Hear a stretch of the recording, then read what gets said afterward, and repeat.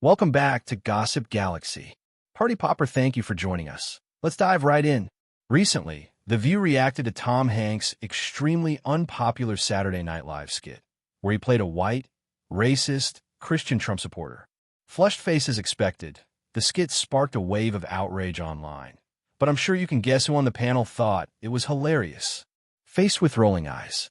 They also discussed the Delta plane crash that occurred and, in true View fashion, conveniently blamed it on Donald Trump, even though the crash happened on Canadian soil. Thinking face. As always, don't forget to like the video and subscribe to the channel for more updates. Now, let's get into what The View had to say about Tom Hanks on Saturday Night Live. Doug, I'd like to shake your hand, sir. Here we go.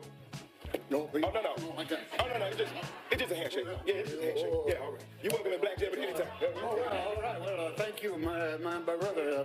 Maybe I'll start a show for you to come on, and we'll call it White Jeopardy.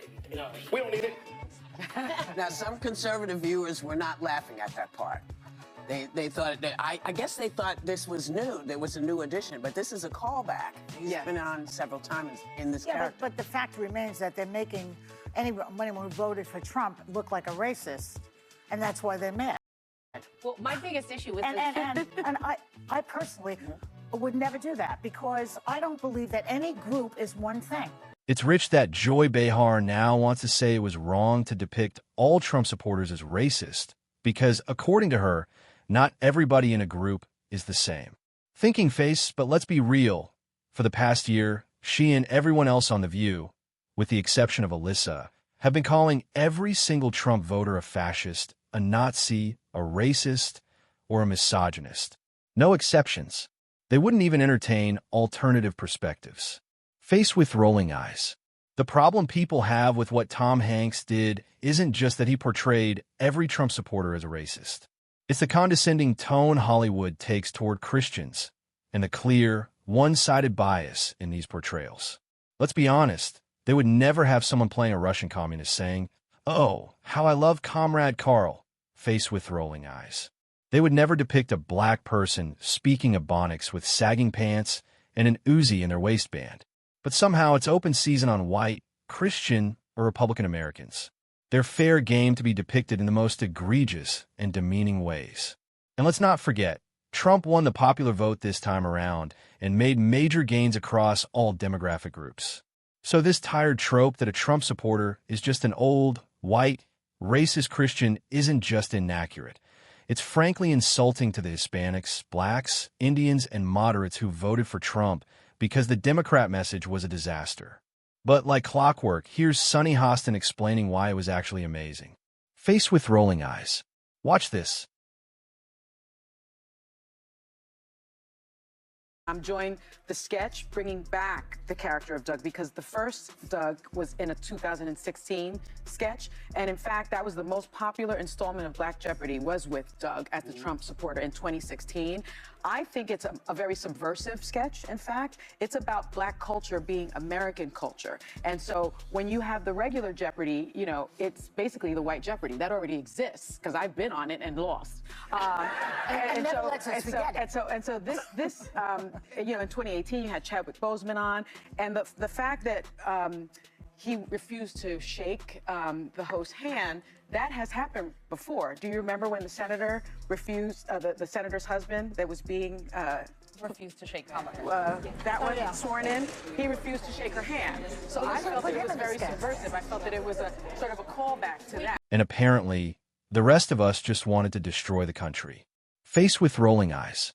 It's impossible for them to admit they were wrong, that their ideology is flawed.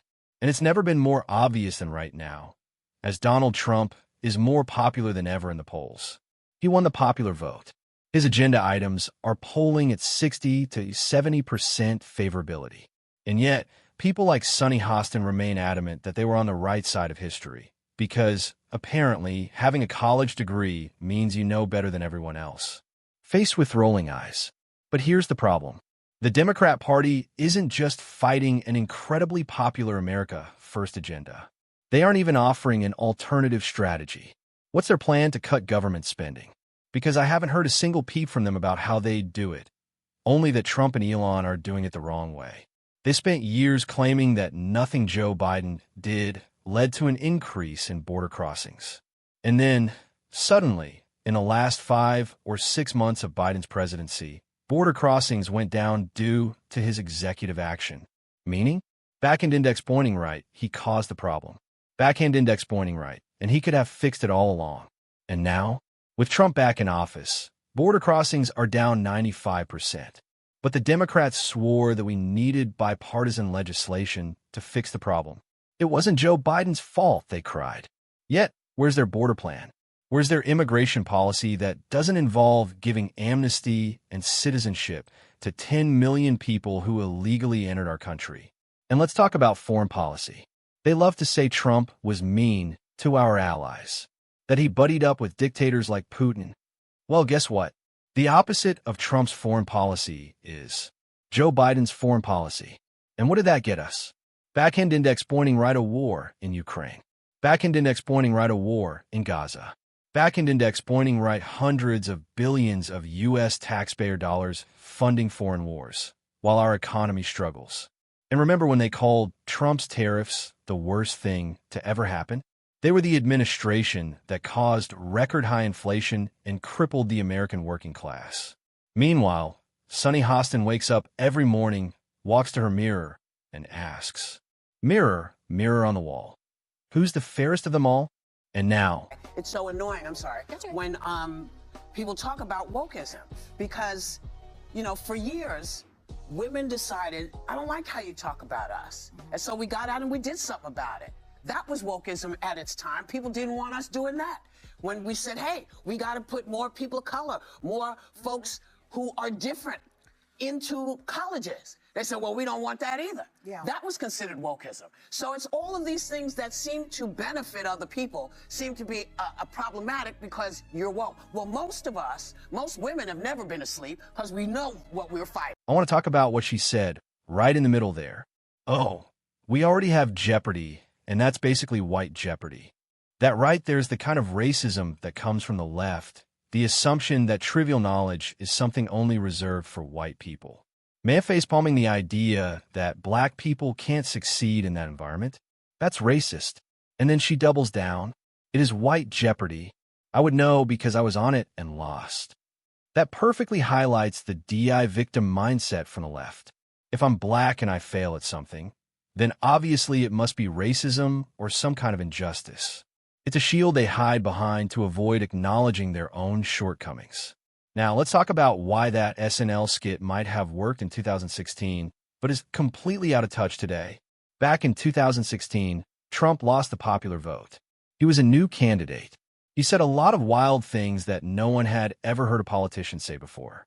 Trump derangement syndrome was rampant. People just couldn't understand how someone so new to politics, who speaks in such a crass, straightforward, unpolished manner, could actually get elected.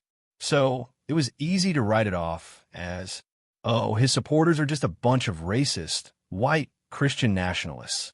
But now, that's not the case. People aren't losing their minds over what Trump says or how he says it anymore. People voted for him because of that level of authenticity and honesty.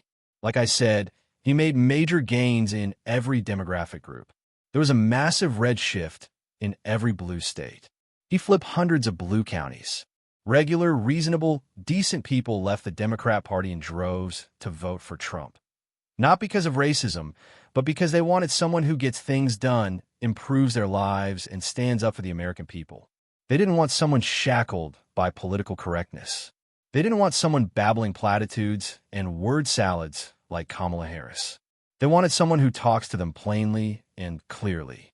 And now, this is where Sonny goes full holier-than-thou, reacting to James Carville, a Democrat strategist, saying Democrats need to get out of the way and stop fighting. Watch as Sonny doubles down on her pretentious nonsense. Faced with rolling eyes, USAID criticisms go. I love USAID. I've been on missions abroad where we've used it to help people, but it's intangible to voters. It doesn't really impact American voters' lives. Okay. If DOGE comes into the Social Security Administration and something happens, that's where you hold your real fight for. Why is Mike going into my Social Security and the IRS? Well, people Why is should he be- doing that? that Why is part's he firing problematic. People should be concerned about that, but I kind of agree with James Carville because I'm part of the 92% of black women that voted to save the rest of the country. But the country wanted something else, and the country's getting something else. So I'm resting. It's not the whole country. Well, enjoy, just to push I'm back on what you're resting. saying. What she's describing isn't wokeism. What she's describing is just old-school liberalism or progressivism, fighting against real injustices that were actually prevalent. Women wanted rights, so they fought for that. Black people wanted equal rights, so they fought for that. Gay people fought for gay marriage, and they won that. But wokeism? That's not the same thing. I've touched on this before. Wokeism is fighting against injustices that don't even exist. That's the problem with being a progressive. Eventually, there's nothing left to fight for. Back-end index pointing right, everybody has rights. Back-end index pointing right, everybody is equal. Back-end index pointing right, everybody is free. But modern-day woke progressives desperately want to be part of a cultural fight. So what did they do? They started inventing things to fight for. A man can actually become a woman. That's the battle we're going to pick. Faced with rolling eyes, black people are actually the most oppressed they've ever been, even though we had a black president. Thinking face. The First Amendment is bad. People shouldn't be allowed to say things that hurt other people's feelings. Teachers should be able to talk to kids about their sexual orientation and fetishes, because kids need to feel seen. Clown face. And here's the kicker. Black people have had equal rights for over 60 years. But since they are still the poorest demographic group, that must be evidence of deep-rooted, institutional white supremacy. That's what wokeism is. When the demand to fight injustice outpaces the supply of injustices to fight, they create the racism just so they have something to fight against. And that is exactly why wokeism was rejected in this last election. Most people just want to live their lives in a world that is already free, equal, and tolerant. White people were tired of being called racist just for being white. Black people were tired of being called victims just for being black. Look around. TV, movies, sports, culture, business, politics. Black people are thriving in these spaces. And yet, we're still being told we live in some Jim Crow 2.0 dystopia. People got fed up with this nonsense. But Sonny, true to character, just had to give one last bad faith, low IQ take, saying that the recent plane crash in Canada was somehow Donald Trump's fault. Clown face. Watch this.